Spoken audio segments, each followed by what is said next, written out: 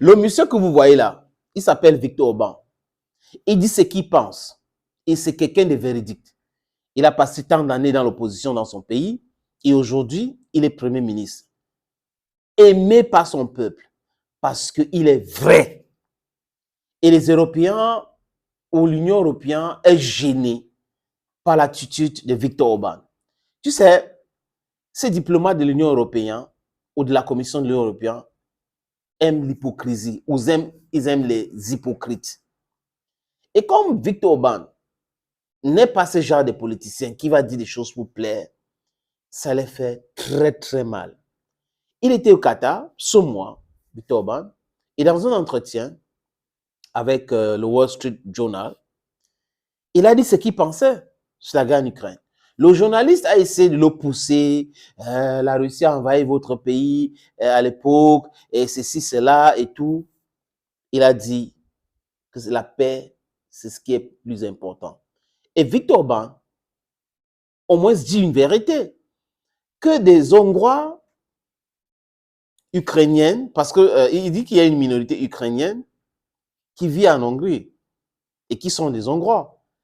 Ils sont allés faire la guerre et il y a des morts parmi eux. Beaucoup de morts parmi eux.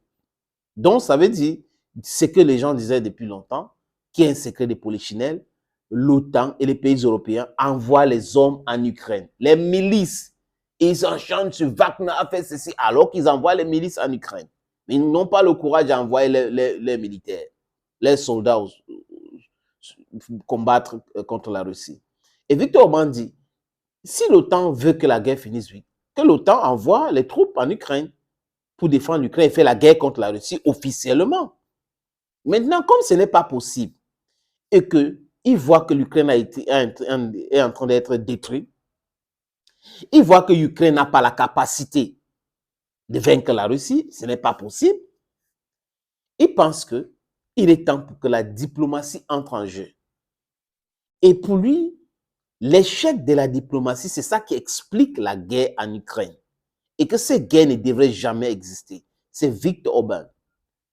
C'est pour cette raison qu'il subit les pressions des Américains. Il subit la pression qui vient aussi de l'Union européenne. Mais il reste stable. Parce qu'au moins, if you're the one man standing, you should say the truth blatantly to save lives or to save a critical situation.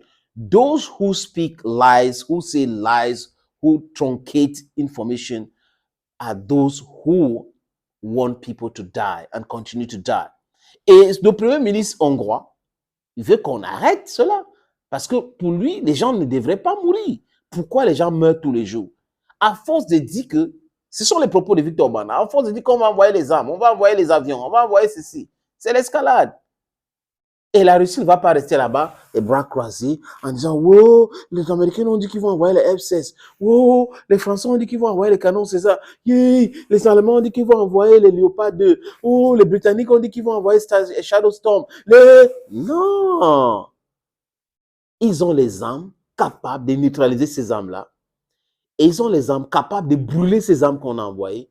C'est pour cette raison aujourd'hui, des amis, que l'Ukraine ne peut pas lancer sa grande contre-offensive. C'est un leurre.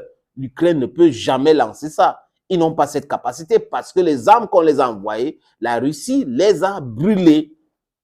Les missiles qui se sont abattus l'autre jour en Ukraine, c'est à brûler les entrepôts. Ils se disent, non, on a attrapé ceci, on a attrapé sans preuve. Donc, ils ne peuvent pas prouver qu'ils ont attrapé. Les Russes nous montrent les images des bombardements et les Ukrainiens disent qu'on a attrapé tous les missiles. On a tout attrapé, ça n'a pas touché. Et pendant ce temps, Zelensky est toujours stressé. Vous regardez son visage chaque fois qu'il publie ses vidéos sur les réseaux sociaux. La guerre, ce n'est pas la comédie, ce n'est pas le film, monsieur le président Zelensky, ce n'est pas le film. Et les recrutements que vous faites dans les pays arabes, là, ça va se retourner contre vous. Parce que vous leur donnez les garanties, n'est-ce pas? Mais ils ont leur idée à ce qui est l'Occident. Et vous allez les recruter pour faire la guerre contre la Russie. La Russie, je ne veux pas dire ce que je vais dire là, mais je ne suis pas sûr que ces gens-là ne vont pas se retourner contre vous. Regardez l'Afghanistan, regardez d'autres pays, regardez ces gens-là qu'on a envoyé faire, se sont retournés un jour parce qu'ils ne pensaient pas, ce n'était pas un truc qui était dans leur tête, ils sont allés là-bas pour de l'argent. C'est de ça qu'il est question. Donc, les autres leaders européens, des chefs de gouvernement et des présidents de la République, les chefs d'État, devraient normalement écouter le discours de ce monsieur, Viktor Orban. Il faut l'écouter. Diplomatie, cesser le feu, après dialogue pour régler le problème. Et l'Ukraine doit savoir qu'il ne peut jamais récupérer toutes les terres que la Russie a récupérées. C'était une erreur d'écouter les Américains et d'écouter les Occidentaux qui vont les lâcher parce que eux, ils se disent dans leur école que entre pays, il n'y a pas d'amitié, il n'y a que d'intérêt. Donc, ce n'est rien de fraternel. Ils sont avec l'Ukraine aujourd'hui parce qu'ils veulent mettre la corde au cou de l'Ukraine. Après cette guerre, l'Ukraine va saigner. L'Ukraine va payer. Et vous allez voir, les amis, il y aura les émeutes en Ukraine. Je vais dire les manifestations, voilà. Ce n'est pas les émeutes. Les manifestations en Ukraine après la guerre parce que le peuple ukrainien va se dire, mais attends, pourquoi est-ce qu'on nous a bernés? Pourquoi est-ce qu'on a même fait la guerre?